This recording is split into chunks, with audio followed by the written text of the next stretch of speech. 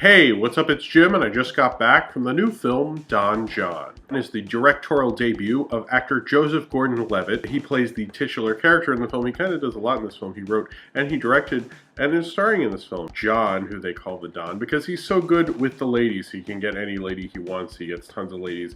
And he has casual sex all the time, but his true passion, the true thing that really gets him off, is porn, and he loves watching pornography. He's pretty much addicted to it until he meets Scarlett Johansson's character of Barbara. Barbara Sugarman is totally blown away by how beautiful she is and falls in love with her and tries to stop watching porn after she catches him watching porn, and then he tries to be in a regular relationship without watching porn, at least while she's there. Normally he'd leave after he had sex with these young ladies, like after they've gone to sleep, and then go and watch porn and jerk off. But then since she was staying over so much, he decided not to do that since she didn't like it, so he'd just do that when she wasn't there. But then of course she looked in his history, which he didn't clear. She finds out, and then they have to break up, and he's kind of on this cycle where his expectations of sex and his expectation of being in a relationship, he never likes as much as he likes pornography, and how media and his perception of women has kind of ruined him for any kind of long-term realistic relationship. Most actors, when they are acting and directing, or at least when they write something and they develop it for themselves, it's like a vanity project, and it's trying to show them a range as an actor, or trying to give them a part they wouldn't normally play and do something they wouldn't normally do, give themselves kind of that chance. And Don Jon is interesting because it's not like every other Hollywood movie star vanity project, because it is certainly, he's playing a different role. This isn't like your typical Joseph Gordon-Levitt screen appearance. He's playing a guy with a thick New Jersey accent, and that's not really something you're used to with Joseph Gordon-Levitt. So in that way, yeah, sure, it is. But the thing that's different than a lot of actors turned directors, and specifically I think I'm more talking about movie star turned directors, your Robert Redfords, your Kevin Costners, or even like what Matt Damon and Ben Affleck did in Good Will Hunting, it's really not as interested in the filmmaking. The filmmaking isn't as in the forefront.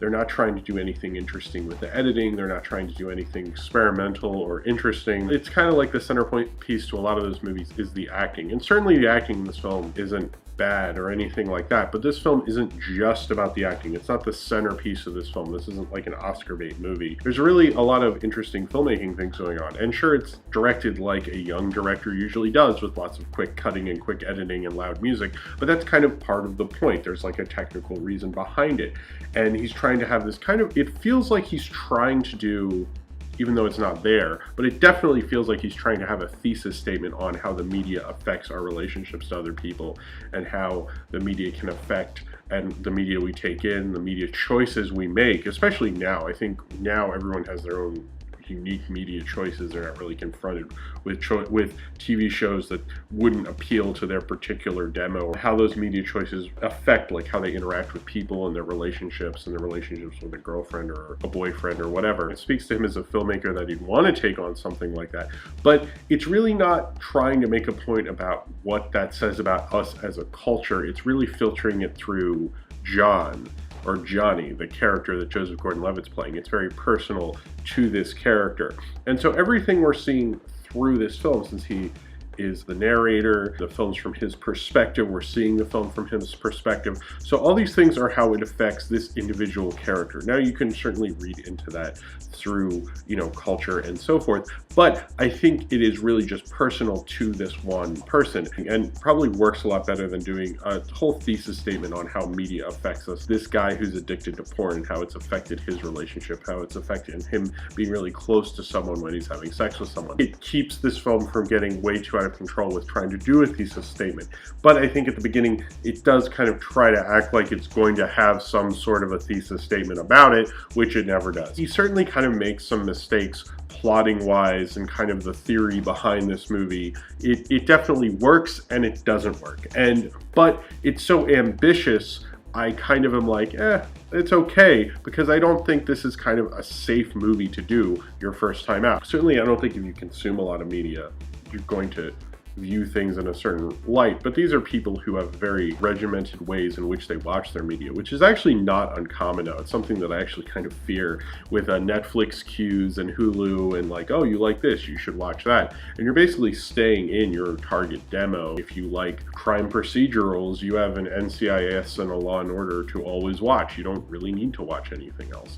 And how that's going to affect how you view certain things. And it's an interesting way to look at that. And how like his culture and his family even has shaped him as an individual. I think it's speaking more to how this person and the lifestyle he's living has made him into this person, a person that is doing things only for himself. He's doing things for material reasons, but he's not finding something that really makes him happy. When Julianne Moore's character comes in, although she feels like, people are like, oh, she comes out of nowhere, but I think the thing is when you're looking at a film from a particular perspective, I think she was probably in that class. He was in a night class.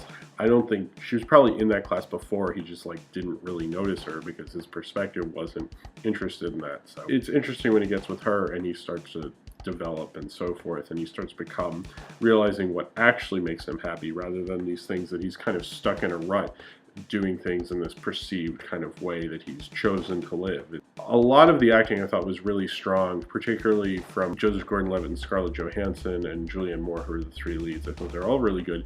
And Joseph Gordon-Levitt has a real knack for directing actors, actually. Particularly Tony Danza. It's kind of a Joseph Gordon-Levitt, Tony Danza reunion from Angels in the Outfield, which I'm sure we all wanted. 20 years later, I think it's 20 years later, probably like around 20 years. I like seeing Tony Danza. He's a lot creepier than he usually is.